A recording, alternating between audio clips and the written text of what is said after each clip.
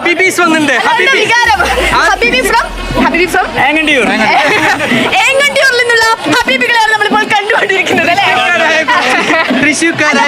നമ്മള് പുലിയൊക്കെ ആയിട്ട് ഇറങ്ങി വന്നു. നിങ്ങൾക്ക് ഇങ്ങനെ ഞങ്ങൾ വന്നപ്പോൾ നിങ്ങൾ ഞങ്ങളെ പിടിച്ചത്. അതെ, അതുകൊണ്ട് ഇങ്ങനെ വന്നത്.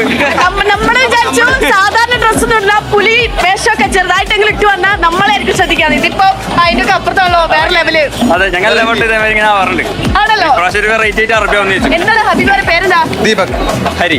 എന്തുകൊണ്ട് ഈ ഒരു വേഷം തെരഞ്ഞെടുത്തേ? ഞങ്ങള് ബ്ലോഗേഴ്സിന് അപ്പൊ എന്തായാലും ഒന്ന് വെറൈറ്റിക്ക് വേണ്ടിട്ട് ചെയ്യാൻ വേണ്ടി ഇറങ്ങിയതാ. എന്തെങ്കിലും കയ്യിലുണ്ടോ? 2 നമ്പർ മിനിസ്റ്റർ പാട്ട് പാടി കയ്യില് അല്ല